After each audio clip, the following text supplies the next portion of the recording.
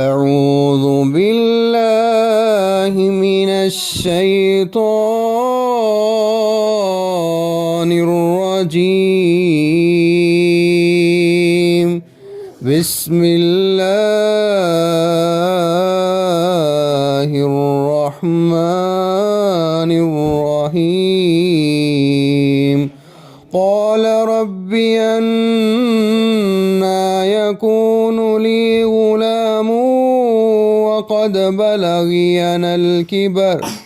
وقد بلغني الكبر وامرأتي آقر. قال كذلك الله يفعل ما يشاء.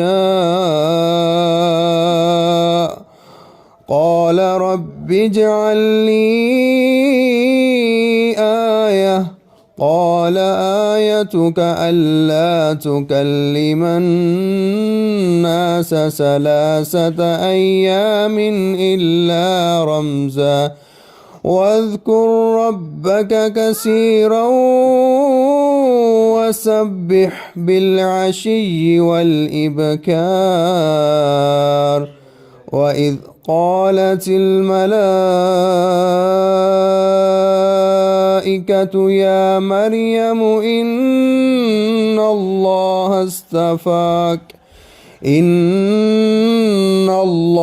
اصطفاك وطهرك واصطفاك على نساء العالمين. يا مريم اقنتي لربك واسجدي واركعي مع الراكعين.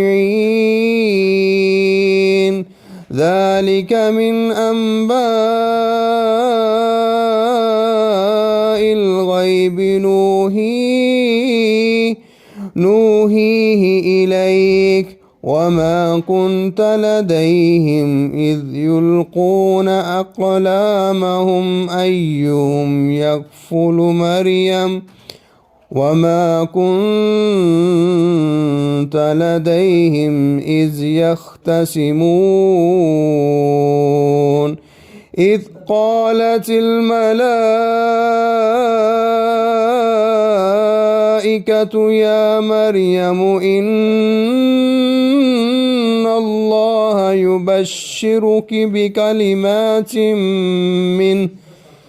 بكلمات منه اسمه المسيح عيسى بن مريم وجيها في الدنيا والآخرة ومن المقربين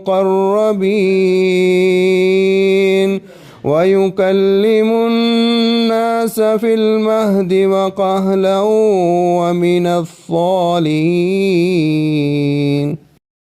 कहा, ऐ मेरे रब, मेरे यहाँ लड़का कैसे होगा कि मुझे तो बुढ़ापा आ पहुँचा है और मेरी बीवी बांझ है।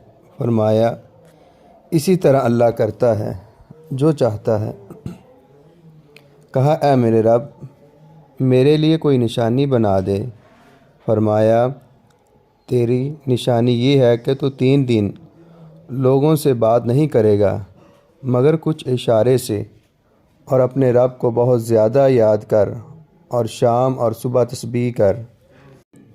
और जब फ़रिश्तों ने कहा, ऐ मरियम, बेशक अल्लाह ने तुझे चुन लिया और तुझे पाक कर दिया और सब जहानों की औरतों पर तुझे चुन लिया है।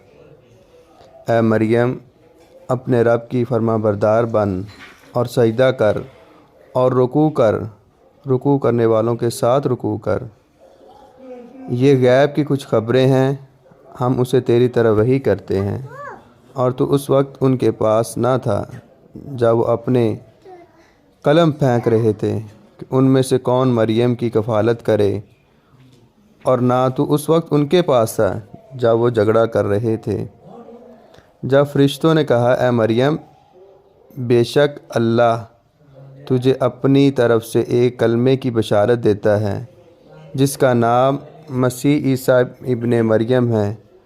दुनिया और आखिरत में बहुत मर्तबे वाला और मुकर्रब लोगों से होगा और लोगों से गहवारे में बात करेगा और अंधेर उम्र में भी और नेक लोगों से होगा।